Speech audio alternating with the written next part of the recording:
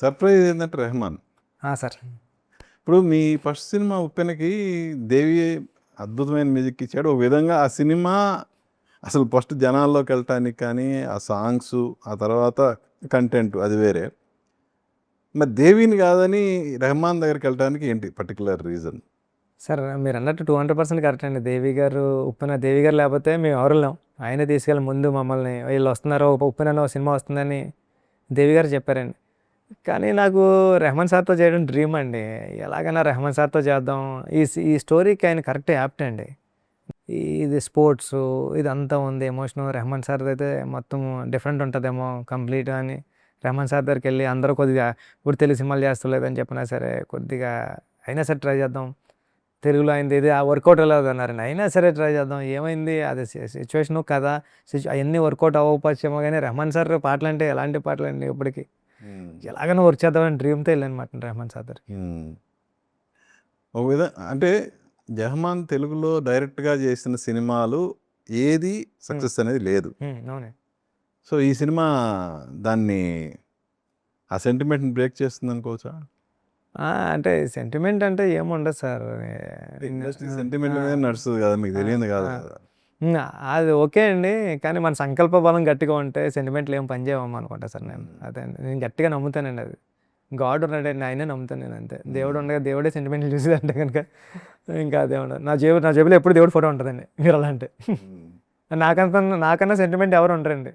అలాంటిది నేనే వెళ్ళి రెహమాన్ సార్ నానండి ఆయన సూపర్ సాంగ్స్ ఇచ్చారు. ఇప్పుడు ఆర్ఆర్ కూడా బ్లాస్ట్ ఇప్పుడే ట్రైలర్ చూసి వచ్చాను పైన. సూపర్ చేశారండి. ఫస్ట్ సాంగ్తోనే రెహమాన్ కరెక్ట్ చాయిస్ అనేది అటు చరణ్ ఫ్యాన్స్ కానీ ఇటు ఆడియన్స్ కానీ డిసైడ్ అయిపోయారు. చిక్రీతో మిలియన్స్ వ్యూస్ వచ్చినాయి. సో ఈవెన్ సెకండ్ సాంగ్ కూడా దానికి మించింది రై రైగా. సో ఇప్పుడు రాబోయే సాంగ్స్ గురించి ఏం చెప్తారు? స్పెషల్ సాంగ్ ఒకటి ఉంది సార్, ఐటమ్ సాంగ్ అది స్పెషల్ సాంగ్ కూడా చాలా బాగా కొట్టారండి. అసలు మాసిగా ఈజీగా జనాల్లోకి వెళ్ళిపోద్దండి. మన రెహమాన్ సార్ కొట్టారా అనిపిస్తుంది అండి.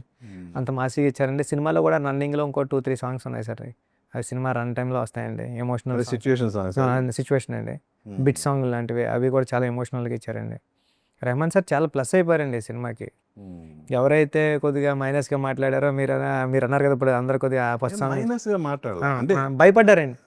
అవునండి. ఆ సెంటిమెంట్లన్నీ అవన్నీ కూడా క్రాస్ చేశారండి రెహమాన్ సార్. ఈరోజు చిక్రీ కానివ్వండి రైరా రారా కానీ అంత వైడర్ రేంజ్ రీచ్ ఉందంటే అండి. కాదు, రై రై పాట రెహమాన్ పాడాలన్నది మీ నిర్ణయమా ఆయన నిర్ణయమా ఏంటి అసలు అది? సార్ నేను ఆయన పాడమన్నా నేనెందుకు లేండి అన్నారండి. నేనెందుకు లేండి అంటే సార్ మీరు పాడితే బాగుంటుంది అనుకున్నానండి. పోలేండి అయితే ఆయన పాడిన తర్వాత కూడా మీరు ఆశ్చర్యపోతారు. ఆయన ఎప్పుడు కూడా ఒక ఆడియోకి వాళ్ళ టీం చెప్పారండి. ఎప్పుడు షూటింగ్కి ఆయన సాంగ్ ఇవ్వడంటే ఎవరో రఫ్ వెర్షన్ ఎవరో పాడతారో ఆ సాంగ్తోనే మనం షూట్ చేయాలండి. ఎప్పుడైనా సరే మనకు ఆడియో క్యాసెట్లో వచ్చినప్పుడు మనకి ఆడియో రూపంలో వచ్చినప్పుడే ఆయన వాయిస్ ఉంటుందండి రిఫరెన్స్ ఇవ్వడు. అలాంటి సార్ నాకు మూడు రావట్లేదు సార్ షూట్ చేయడానికి మీ వాయిస్తోనే పాడండి అంటే ఆయన వాయిస్తోనే పాడిచ్చారండి నాకు. అసలు ఆయన సినిమా కెరీర్లో ఎప్పుడూ జరగలేదంటే షూటింగ్కి ఇచ్చిన తర్వాత కూడా రెహమాన్ సార్ వాయిస్ ఏమైనా చిన్న డౌన్ అవుతుందా పాటకి అని నేను వెళ్ళి సార్ వేరే సింగర్తో పాడిద్దామా అంటే వాళ్ళ టీంలో ఉంటారు వాళ్ళు ఆశ్చర్యపోయారండి. సార్ అది అడుగుతారా అప్పుడు అంటే ఏం పర్లేదు అడుగుదాం అంటే సార్ వేరే సింగర్ పాడిద్దామండి మీరు ఎవరు అనుకుంటారు చెప్పండి అన్నారు. సార్ ఇలాగెలా 2-3 ఆప్షన్లు చెప్పాను. అయితే పాడిద్దామని పాడించి చూపించారండి. సార్ మీదే బాగుంది సార్ మీదే ఉంచుదామని.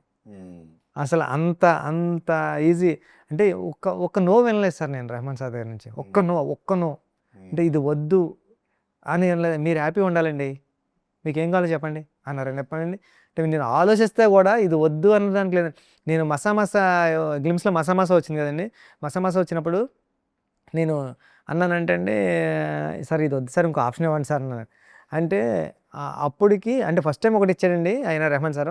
తర్వాత మసా ఇచ్చారండి.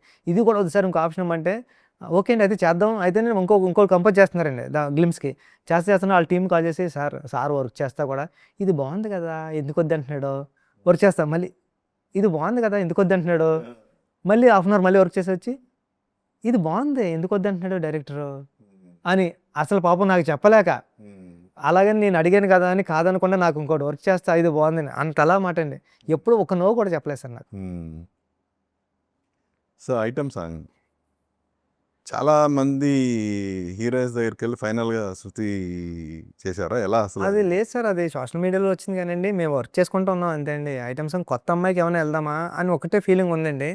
ఎవరన్నా మంచి డాన్సర్ కానీ కొత్త అమ్మాయికి కానీ వెళ్దామంటే ఆ జర్నీలో మళ్ళీ ఎందుకులే ఒక స్టార్ పక్కన ఇంకో స్టార్ ఇమేజ్ ఉన్న అమ్మాయి ఉంటే బాగుంటుందని వెళ్ళింది తప్పండి.